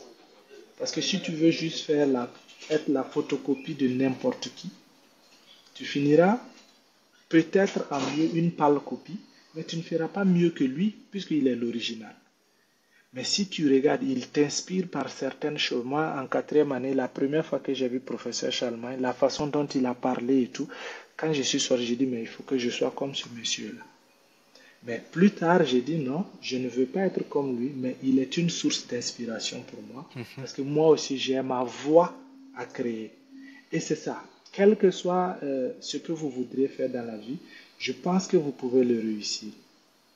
Aujourd'hui, j'ai rencontré un étudiant en médecine qui adore faire le théâtre. Je lui ai dit, est-ce que tu sais que tu peux devenir un expert en éducation pour la santé en utilisant l'art et la science pour le faire? Donc, pour lui dire que tu peux rester sur ta passion et trouver ta voie sans te dénaturer. Et ça, c'est extrêmement important. Je crois que les sources de motivation doivent être intrinsèques, mais aussi peuvent s'entourer avec les choses matérielles, mais ça ne doit pas être la priorité. Voilà, c'est une perception. Très Je ne bien. dis pas qu'elle est parfaite, mais voilà. Non, mais c'est bien compris. C'est bien compris. Il faut poursuivre quelque chose Oui. De plus grand que soi. de plus grand que soi. Très bien. Alors, docteur Niaoné, une question très rapide. Rétrospectivement, es-tu content de ton choix? Es-tu content de t'être engagé en santé communautaire? Est-ce que tu es content de travailler dans ce domaine-là? Absolument. En fait, Ok. s'il y avait à refaire, je le referais avec beaucoup de joie. Je le referais même différemment en m'engageant encore plus tôt en fait. Mais voilà, c'est parce que justement, ça me donne de la liberté de créer. La santé communautaire, c'est pas un chantier battu, déjà fait, mais tu y viens et tu apportes ce que tu peux. Tu apportes, parce que toutes les communautés ont des spécificités et les solutions n'existent pas au préalable. On va et on co-crée avec les communautés les solutions pour répondre à leurs priorités, à leurs besoins. Et moi, j'adore faire ça et c'est pourquoi je ne regrette absolument pas de m'être engagé sur ce chemin-là. Voilà qui est très beau pour clôturer ce chapitre de l'interview. Nous allons rapidement explorer ta spécialité. C'est-à-dire, bon, tu m'as dit que ce n'est pas une spécialité médicale, mais voilà, c'est une spécialité santé De communautaire. santé publique. Oui, de santé publique. Quels sont les principaux débouchés après un master en santé comportementale et santé communautaire? Alors, normalement, il faut se dire que dans toutes les équipes d'intervention de santé publique, il devrait y avoir un spécialiste de santé communautaire, Ok. de santé Mhm. comportementale, parce que la dimension éducation pour la santé, ce n'est pas un épidémiologiste qui le fera, Mhm, ce n'est mhm. pas autre chose, c'est un spécialiste de santé comportementale, santé communautaire qui le fera. Il y a des débouchés partout. Aujourd'hui, dans le monde, dans presque toutes les grandes institutions, il y a des postes qui s'ouvrent pour ces gens-là. Parce que, par exemple, quand la Covid est arrivée, on s'est rendu compte qu'il ne suffisait pas de fabriquer les vaccins, il faut convaincre les gens pour qu'ils utilisent les vaccins. On s'est rendu compte qu'il ne suffit pas de dire aux gens de laver les mains, de porter des cache-nez, mais il faut les organiser, il faut les engager. Et ça, c'est quelque chose que seulement les spécialistes de promotion de santé et de santé communautaire peuvent faire. Donc, il y a des débouchés partout, presque. Dans tout ce qui est domaine de santé publique, on a de la place pour un spécialiste de santé communautaire. Mais en plus, dans le monde des ONG aujourd'hui, tu Mhm. viens au Burkina, tu te crées ton ONG et tu développes des approches pour améliorer la santé des communautés. C'est de la santé communautaire. Il y a de la place à l'UNICEF, il y a de la place à l'OMS, il y a de la place presque partout. Aujourd'hui, pour ma thèse de doctorat, je suis en train d'explorer, je n'ai pas encore consolidé la question de recherche, mais c'est d'explorer l'apport du capital social sur la résilience des populations en situation sécuritaire. Pour dire que demain, je pourrais me positionner dans tout ce qui est en rapport avec la santé humanitaire. Ça veut dire que je peux me retrouver à l'UNHCR pour Mhm, y mhm. travailler, etc., etc. Donc, il y a un éventail incroyable d'ouverture, mais encore une fois, c'est l'homme qui détient le diplôme qui détermine là où il veut aller et non l'inverse. Voilà, Ok. je crois qu'en Non, ça, résumé, c'est ça que je vais dire. c'est bien compris. Il y a plein d'opportunités. Les jeunes, si ça vous intéresse, bien entendu, si c'est un appel pour vous, n'hésitez pas. Alors, docteur Niaoune, quelles sont les difficultés auxquelles vous êtes confronté en tant que spécialiste de la santé communautaire au Burkina Faso, mais de façon globale en Afrique? Alors, je crois que la principale difficulté que j'ai eue, et rétrospectivement, je crois que si je devais avoir une façon de faire, j'allais changer, c'est que tu te retrouves avec des concepts innovants que tu n'arrives pas à appliquer parce que l'environnement n'y est pas propice. Mhm. Aujourd'hui, tu fais le tour, tu demandes aux gens la définition de santé communautaire, comment on fait, mais on peut passer toute la journée à débattre de ça. On va passer tout le temps à se dire non, ce n'est pas comme ça, non, il faut faire comme ça. Donc, c'est un domaine qui est assez nouveau, particulièrement chez nous. Quand je dis ça, on va dire non, depuis la nuit des temps, on fait de la santé communautaire, ce n'est pas vrai. Ce n'est pas vrai que depuis la nuit des temps, on fait de la santé communautaire. On fait des approches, c'est pas de la santé communautaire qu'on fait. Justement, je te disais que la médecine de famille, par exemple, la médecine communautaire, ce n'est pas de la santé communautaire. Parce que quand je dis santé communautaire, je ferai intervenir tous les secteurs de l'éducation, de l'agriculture, de l'élevage, l'administration, la sécurité. C'est une approche multisectorielle, interdisciplinaire, où les gens se mettent ensemble pour résoudre les problèmes. Mais lorsque tu envoies deux ASBC dans un village pour donner des comprimés, faire des injections, tu ne fais pas de la santé communautaire, tu ne fais que prolonger les appendices de l'approche biomédicale de la santé, qui n'est pas vraiment le full potentiel de la santé communautaire. Mhm. Donc, ce débat, par exemple, est un blocage majeur. Et donc, parfois, si tu n'as pas l'attitude, l'aptitude à pouvoir te faire accepter, à pouvoir faire comprendre, et comme vous connaissez la culture de notre milieu, Mhm. ça s'apparentera à l'orgueil, à tout ce que tu veux, sauf à l'envie de changement. Et donc, je pense que c'est plus ça, la grosse difficulté. C'est à moi Mhm. de m'adapter, d'être plus patient, d'accepter que nous ne sommes pas au même niveau de compréhension, nous ne sommes pas au même rythme de compréhension. Mais je suis content parce que de plus en plus de gens s'intéressent au domaine J'ai l'opportunité d'enseigner dans certaines écoles où je diffuse justement cette perception de la santé communautaire qui va au-delà du ministère de la Santé. Et c'est ça, c'est ce combat-là. Et sans oublier aussi les difficultés liées à la situation sécuritaire qui font qu'on ne peut plus aller sur le terrain comme on le voudrait.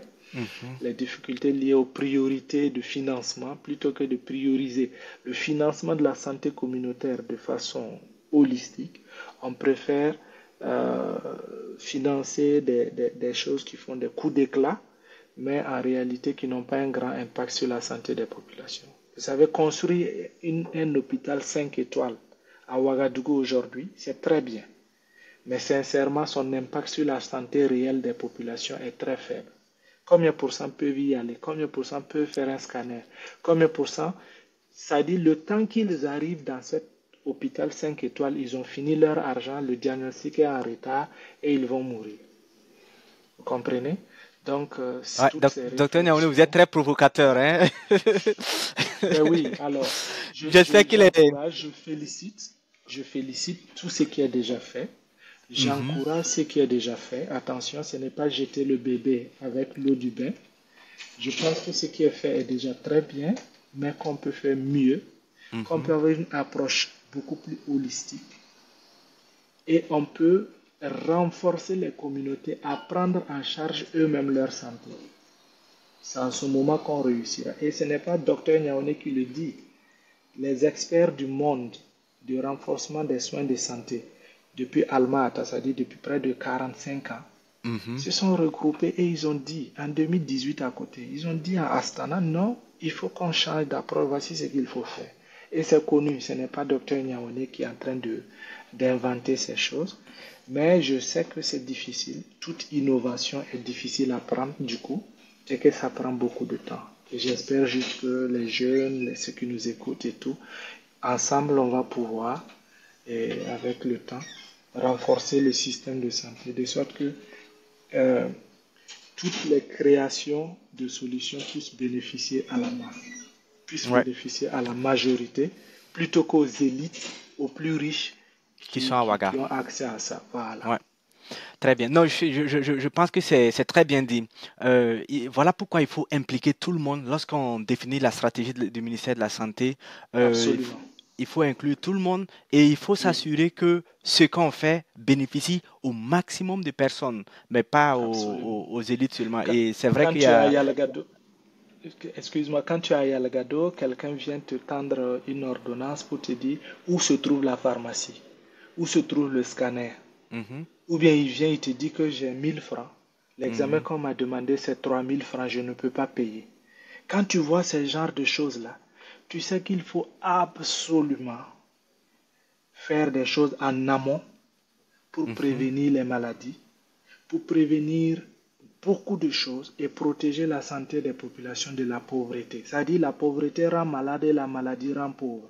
Il faut rompre le cycle à travers des approches qui vont améliorer l'agriculture, l'alimentation, tout. Et c'est ainsi l'éducation, la pêche, etc. C'est ainsi que justement on va pouvoir avoir une population en bonne santé, une population qui va produire pour elle-même et même produire pour exporter. Non, très bien. J'adore cette approche holistique de la chose. Tu vois, on ne se limite pas seulement au petit domaine de la santé, mais on voit de façon globale parce que effectivement, c'est un ensemble. Alors, docteur Niaoune, j'ai une question très directe. Comparé aux autres spécialités, penses-tu que ta spécialité nourrit bien son homme? C'est une question que je pose à tous mes invités. Parce que je sais que les jeunes qui nous suivent là, ils aiment l'argent. C'est normal, ok? Voilà. Et donc, ça ne devrait pas être la première motivation, mais c'est bien aussi de savoir si ça nourrit bien son homme. Alors aujourd'hui, docteur Niaoune, je te demande, est-ce que tu penses que un jeune qui fait santé communautaire va bien s'en sortir? Est-ce que comparé aux autres spécialités, parce que voilà, il faut comparer aux autres spécialités pour un peu positionner santé communautaire par rapport aux autres, est-ce que tu penses que ça nourrit bien son homme? Quelle est toi ton expérience? Absolument. La santé communautaire nourrit parfaitement son homme. Si c'est la question qu'il faut se poser. Oui, On en a besoin aujourd'hui plus que jamais. Mais si tu as fait santé communautaire et que tu es médecin, si tu as fait santé communautaire, tu es médecin, tu parles anglais, et en plus tu as tel autre diplôme, tu vois que c'est différent. Tu as telle autre compétence, tu vois que c'est différent. C'est pourquoi je dis, c'est pas le diplôme qui te fait, c'est toi qui fais le diplôme. Mhm. C'est toi qui, en fait, euh, va pouvoir te vendre sur le marché en fonction de tes compétences, de ton savoir-faire. Oui, la santé communautaire nourrit parfaitement son homme. Comme la santé publique et tout, tu peux être un très bon consultant, mais parfois c'est le réseau pour l'être et tout qui peut causer problème. Mais avec l'expérience, on y arrive. Dans le monde de la recherche, c'est extraordinaire. C'est extraordinaire le potentiel aujourd'hui de la santé communautaire, de la santé comportementale, parce que quel que soit ce qu'on fait aujourd'hui au Burkina Faso, vous voyez les moustiques génétiquement modifiés Mhm. on utilise pour la lutte contre le Les palud. études entomologiques. J'ai vu le professeur venir à la télé pour essayer d'expliquer aux populations que c'est pas ça qui est à l'origine de la dengue. Mais moi, quand j'écoutais ça, j'ai dit, voilà la place d'un spécialiste de santé communautaire qui va justement faire l'engagement communautaire en amont pour éviter même que ces questions ne viennent. Mhm. Ça veut dire que si tu vois toutes ces santé communautaire, Pour c'est expliquer là. aux Exactement. populations pour qu'il n'y ait pas tout ce doute-là. Pour les embarquer, voilà. Mhm. Donc, il y a de la place à gogo Mhm. et ce n'est pas prêt à se saturer maintenant. Parce que tu peux faire de la santé communautaire, y ajouter la médecine la santé digitale, et puis donc être une autre forme hybride de spécialistes, etc. C'est ça la beauté de la santé communautaire. Ce n'est pas un truc unique où tu n'as pas de direction. Ça reste un carrefour de spécialisation et tu peux toujours te trouver ton chemin si tu es bien formé et si tu es passionné de ce que tu fais. Ok, Et très ça, bien. Moi, voilà, je ça retiens nourrit que bien son ça nom. nourrit très bien son nom, moi. Et donc, Oui. c'est une invitation du docteur Niaoune à vous Mhm. lancer. N'hésitez surtout pas. Alors, docteur Niaoune, on va maintenant explorer tes activités professionnelles. Première question dans ce chapitre-là. Peux-tu nous raconter quelques-unes de tes réalisations lorsque tu travaillais au ministère de la Santé pour améliorer la politique de communautaire? Alors, il faut se dire que euh, quand tu regardes un peu mon profil et ce que j'ai fait, il n'y a pas une véritable frontière entre le passé et puis après le, le- ce que j'ai pu faire au niveau du ministère de la Santé. En réalité, aujourd'hui, le ministère de la Santé adopte l'approche des clubs de santé communautaire et ça fait partie des plus grandes sources de fierté, de joie, de bonheur pour moi parce que c'est des choses que nous avons commencé depuis les années 2012-2013. Et justement, quand le ministère l'adoptait, c'est vrai qu'ils ont envoyé des spécialistes explorer au Rwanda, en Éthiopie pour venir renforcer. Mais nous avons contribué énormément à façonner la façon dont on perçoit les clubs de santé communautaire, à façonner la façon dont on la met en place. Et donc je pense qu'avec beaucoup d'humilité, nous pouvons dire que nous avons apporté une petite contribution à cela.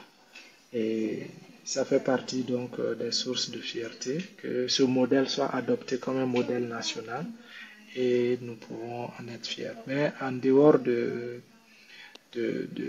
cela, nous avons contribué énormément à la réponse, par exemple, de la COVID-19. Ok. Quand nous avons mobilisé des milliers de volontaires pour la réponse communautaire, c'est vrai que ce n'était pas formellement dans le cadre du ministère de la Santé, parce que voilà, mais nous l'avons fait en accompagnant le chorus et tout, et c'était très très bien. Donc, c'est un peu ce que nous pouvons dire. Et pour la crise humanitaire, avec Pull for Progress, nous avons fait beaucoup de choses sur les camps de déplacés internes, sur des sites, des zones rouges. Nous avons contribué à la prise en charge des personnes déplacées internes, des enfants de la rue. Et, et à travers l'approche communautaire, nous en sommes très honorés et très fiers. Très bien. Nous allons revenir tout à l'heure sur Pull for Progress. Docteur Niaoune, je vais te poser une question peut-être difficile.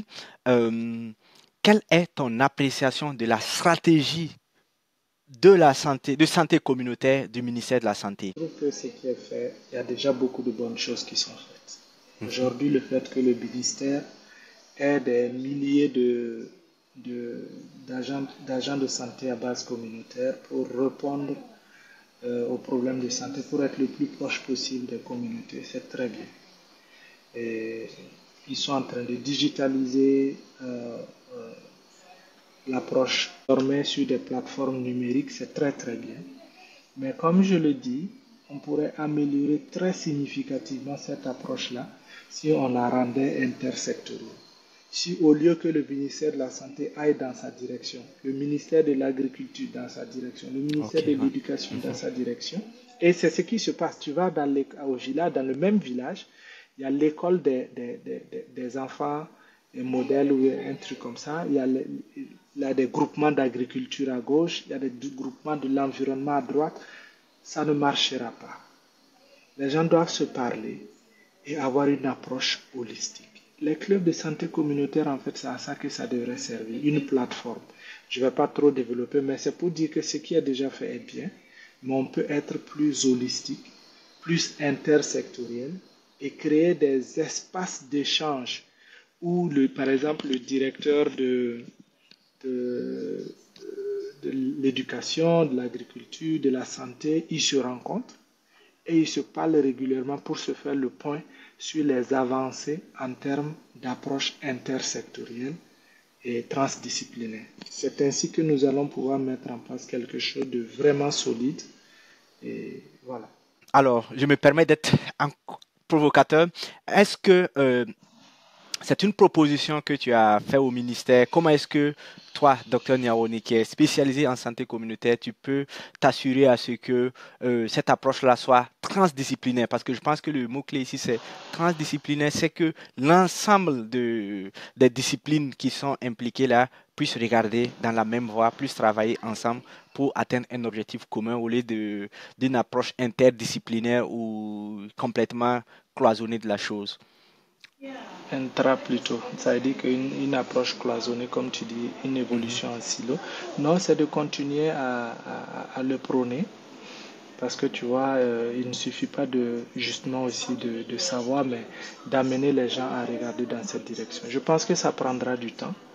Et ce que je peux faire à mon échelle, c'est d'enseigner cela à l'université, c'est Très bien. d'enseigner cela dans des écoles supérieures. Il y a eu l'année passée, il y a eu une rencontre de santé communautaire et la plupart, beaucoup d'intervenants disaient, comme docteur Nyaoundé l'a dit, j'étais très content, pas parce qu'on appelle mon nom, mais parce que justement ils ont appris des enseignements qui leur permettent de faire une approche plus holistique de la santé communautaire.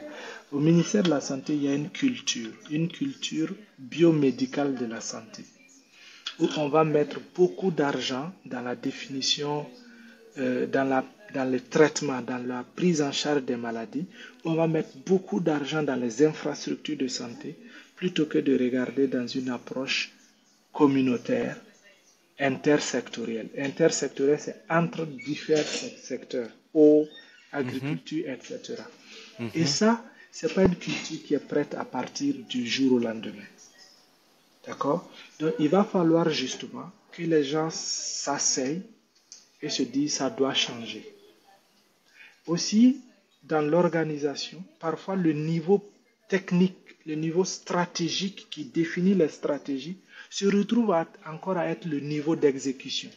Et tu vas donc rencontrer, tu pars par exemple dans une direction, on te dit que les gars ne sont pas là, ils sont dans tel village en train de former les gens.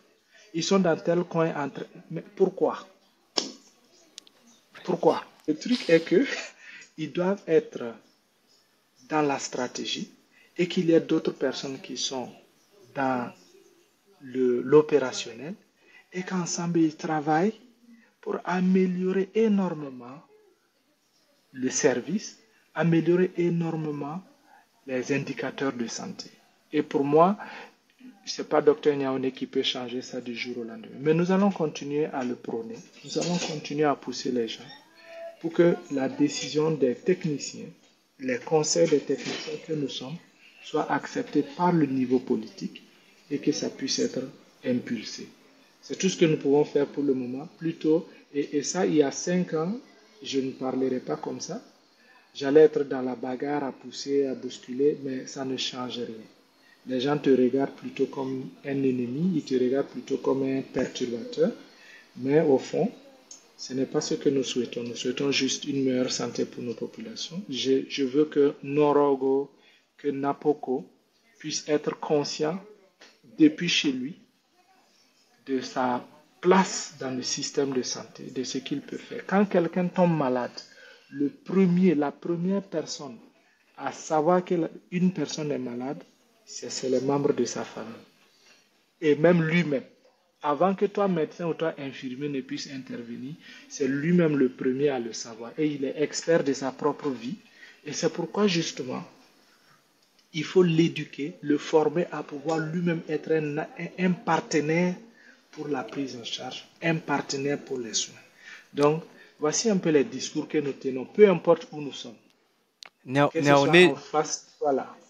J'entends très bien ce que tu dis Voilà. et Donc, je sais que tu t'attends pas à cette question-là, en tout cas de nos discussions, mais je te la pose quand même.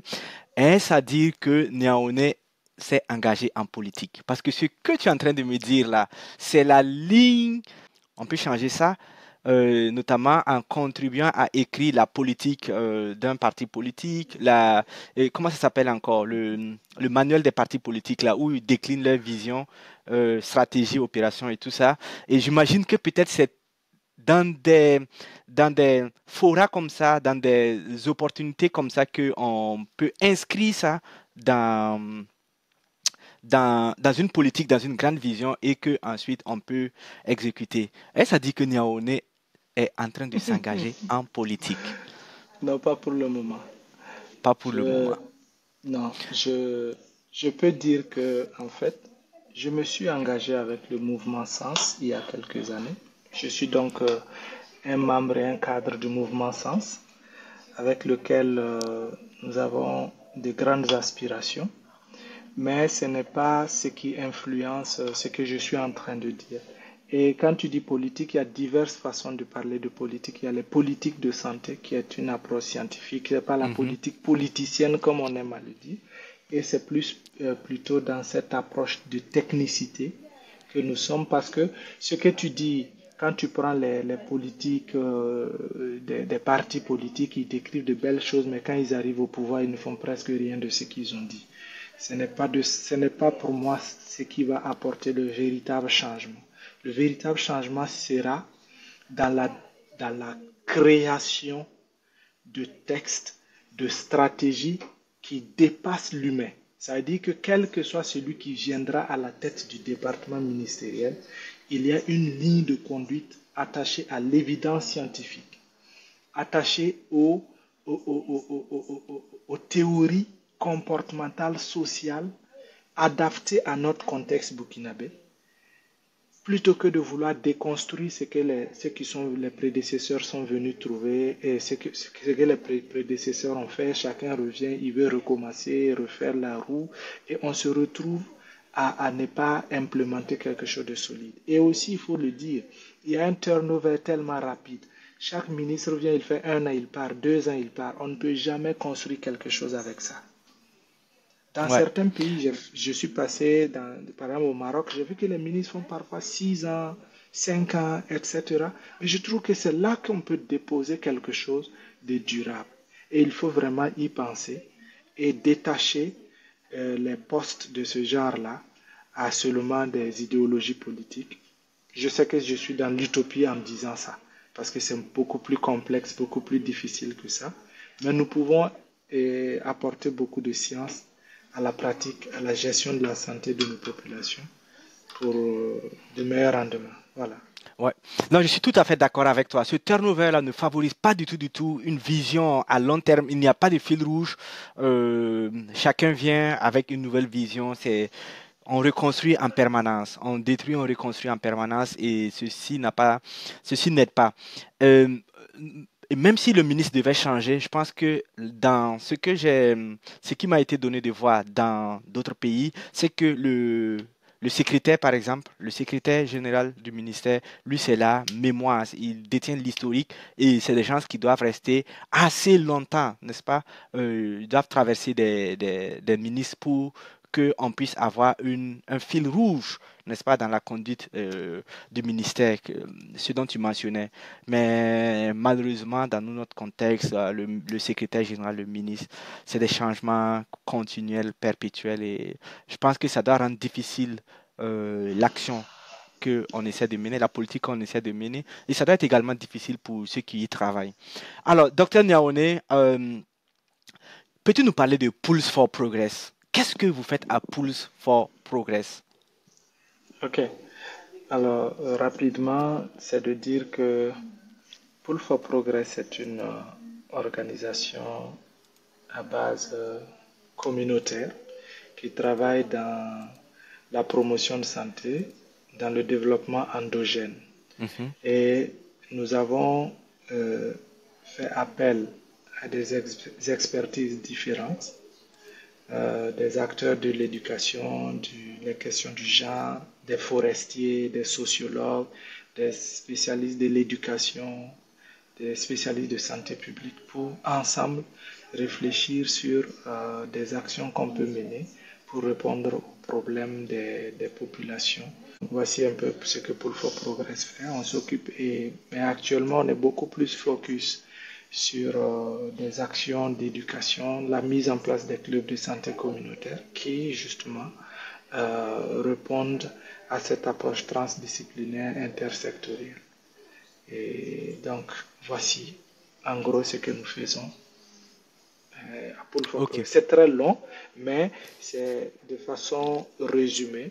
Nous sommes une organisation qui fait de la santé communautaire au sens santé communautaire du terme. Pour dire ok, que nous apportons diverses expertises pour améliorer la santé des populations en faisant du développement endogène, développement à la base des ressources disponibles, des priorités disponibles de la communauté. Ce qui est vrai à Banfura n'est pas vrai à Fada, n'est pas vrai à Machakwali. Donc ce sont les réalités de Machakwali qui doivent être utilisées pour répondre aux problèmes et aux priorités de Machakwali. Voici un peu la philosophie qui nous oriente, qui nous guide vers ce que nous faisons à Pull for Progress. Prendre en ok. charge les personnes déplacées internes, etc. Ouais. Est-ce une ONG où se situe le siège de Pulse for Progress? Pull for Progress est à Catriar. Notre siège est là-bas. Et vous savez que une structure avance. Au niveau du Burkina, on a des étapes. On commence par une étape associative et après pouvoir atteindre le niveau où on est d'une ONG de, de comment on appelle ça, d'intérêt public et tout. Nous n'avons pas encore atteint ce stade, mais nous y aspirons énormément, c'est ce que je peux dire. On a un chapitre au niveau international. Nous sommes d'abord une base aux États-Unis. Mhm.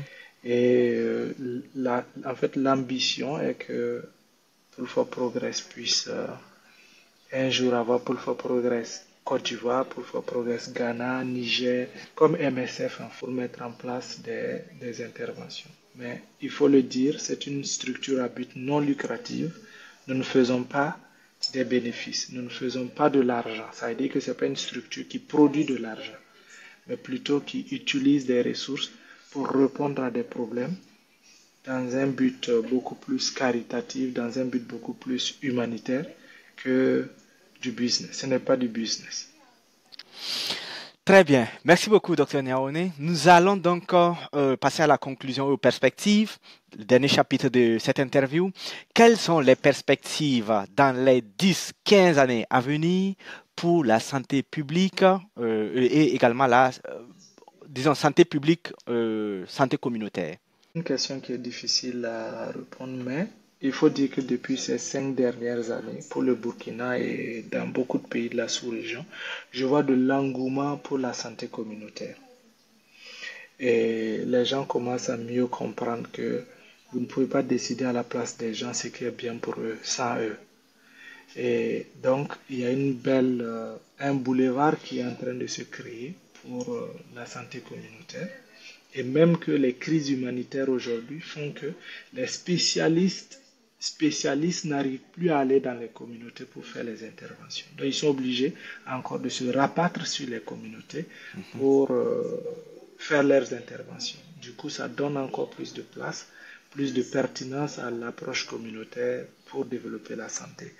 Et je crois qu'avec le développement de la technologie comme l'intelligence artificielle, des développements insoupçonnés que nous verrons dans les années à venir par rapport à ce qui est de la santé communautaire.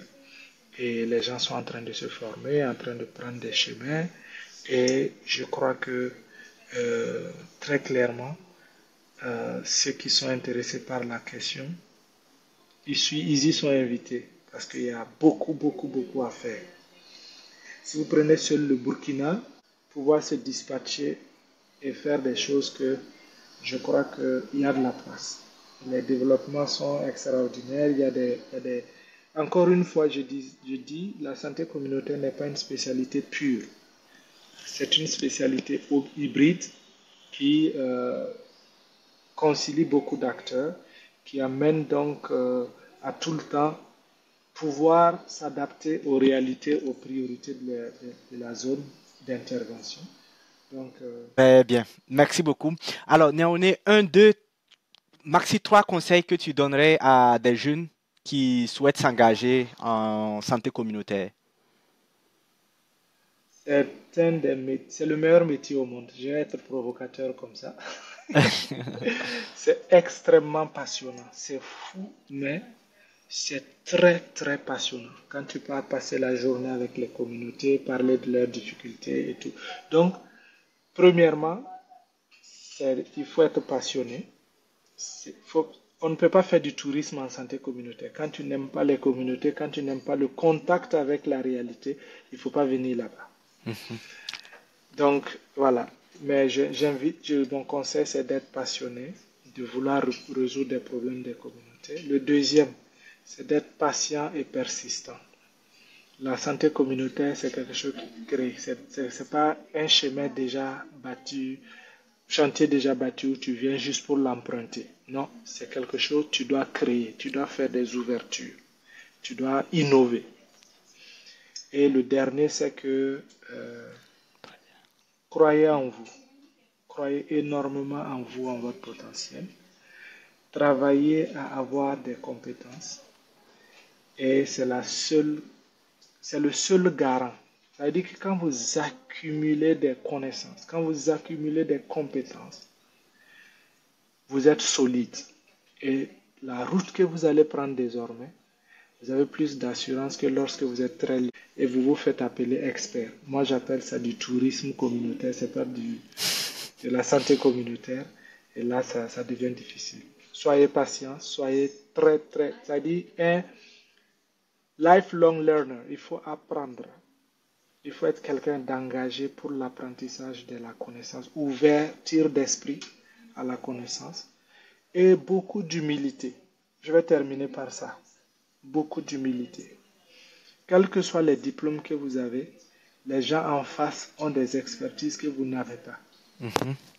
Les gens dans leur village ont des cultures qu'ils connaissent que tu ne connais pas.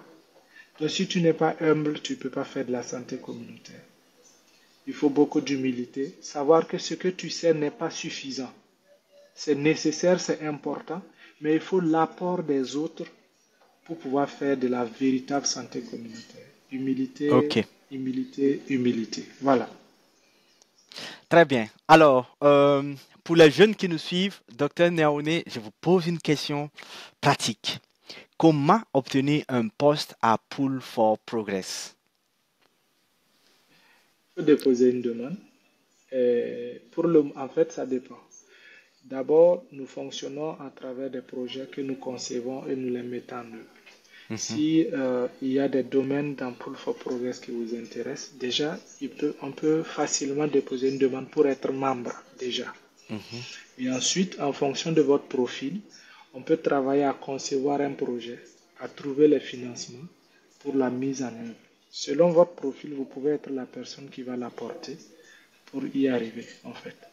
Donc, c'est un peu comme ça qu'il faut concevoir la structure jusque-là.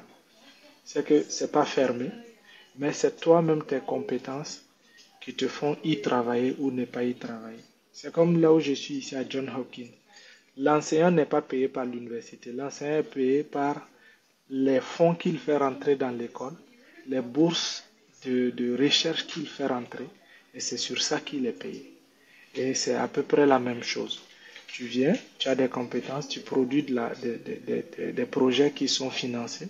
C'est ainsi que tu pourras être pris en charge et tu pourras y travailler et faire carrière. Parce que justement, pour le moment, nous n'avons pas encore atteint cette dimension, mais c'est là où nous voulons en venir. C'est que quelqu'un puisse venir à Pool for Progress et faire carrière. Et même à des revenus plus compétitifs que celles des autres structures. Voilà un peu nos ambitions. Très bien. Et le siège social est à Catriari. Vous avez un site web. Comment est-ce que quelqu'un qui nous suit, qui est vraiment intéressé, peut rentrer en contact avec Pool for Progress? Alors, il faut, sur le site web, il y a un truc pour nous contacter, il peut le Ok. faire. Ils peuvent m'envoyer un mail et de là, on peut les mettre en contact avec mon assistante et puis voilà, les choses vont. Si on s'y était préparé, j'allais faire apparaître ça sur l'écran, mais en écrivant à moi ou même s'ils passent par toi parce qu'ils ont suivi l'émission pour contacter Dr Niaoné, il n'y a aucun souci, je suis ouvert à ça. Mes autres collaborateurs qui sont actuellement au pays sont aussi ouverts à échanger avec eux sur les idées de projet et à concevoir les choses ensemble pour les mettre en œuvre. Très bien. Cela fait déjà plus d'une heure et demie que nous sommes dans cette interview. Une dernière question, Dr Niaoné. Qu'est-ce que tu aurais aimé savoir beaucoup plus tôt? Qu'est-ce que tu as appris dans la difficulté qui pourtant t'a beaucoup appris, t'a changé, t'a amené à changer ta manière de voir le monde ou en tout cas à faire certaines choses? C'est que tout le monde n'est pas de bonne foi. C'est-à-dire, c'est la leçon la plus difficile que j'ai apprise dans mes interactions avec les autres. Très, très naïvement, à chaque fois que j'ai dû mettre en place des choses, j'ai dû collaborer. Je pars toujours avec ça, la bonne foi. Mais aujourd'hui, je crois que s'il y a une chose qu'on ne peut pas combattre, c'est la mauvaise foi. Si quelqu'un est de mauvaise foi, tu ne peux rien faire. Quel que soit ce que tu voudras faire, quelle que soit la bonne foi avec laquelle tu fais tes démonstrations, s'il n'est pas de bonne foi, tu n'y peux rien. Et je crois que c'est quelque chose que j'ai appris avec beaucoup de retard. Et aussi, et ça même c'est pas important, le plus important c'est que il faut être patient et avoir du tact. Moi je suis très direct. J'aime dire les choses telles que je les ressens, je les dis à qui je... C'est-à-dire que je ne dis pas ce que je pense des autres ou je pense de la situation derrière les autres. Je ne connais pas le gossip. Je dis ce que je pense et tout. Et ça peut te revenir en face et te bloquer, te fermer des portes parce que les gens trouvent que tu n'as pas de tact. Donc, il y a ce qu'il faut dire, mais il y a aussi comment le dire. Je pense que j'ai appris avec beaucoup de douleur que la manière de dire quelque chose est tout aussi importante que ce que tu dis. Et Ouais. j'invite donc les plus jeunes à intégrer ça dans leur approche. Savoir parler, savoir quand parler, savoir que dire à quel moment sont des compétences qui peuvent faire de vous quelqu'un de meilleur. Sinon, il y a Non, beaucoup de très leçons bien. que j'ai apprises très tôt. En tout Très cas, bien. Non, c'est bien compris. C'est une très belle leçon, particulièrement dans notre contexte, particulièrement encore pour ceux qui sont dans le milieu académique, dans le milieu de la recherche. C'est très important. Ça peut détruire des carrières, hein.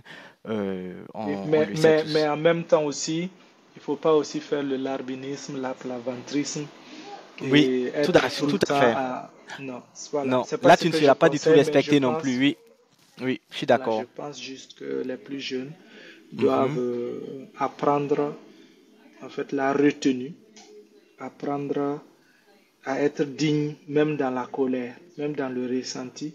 Il y a une façon de l'exposer, il y a une façon de présenter les choses qui feront que vous êtes respecté, même par ceux qui essaient de vous combattre. Et moi, si je savais, quand je suis revenu au pays, j'ai pas fait une bonne analyse de l'environnement. Ce qui fait qu'en croyant que tout ce que je croyais bien pour la santé communautaire, il suffisait de le dire et les gens vont adopter et le faire, c'était une erreur. Peut-être qu'aujourd'hui, j'aurais été plus patient, j'aurais été moins rigide, moins direct dans certaines prises de position et que les gens allaient peut-être mieux accepter certaines idées. Parce que tu sais, souvent, quand tu es direct, on peut refuser quelque chose, pas parce que c'est pas bon, mais parce que c'est toi qui le dis.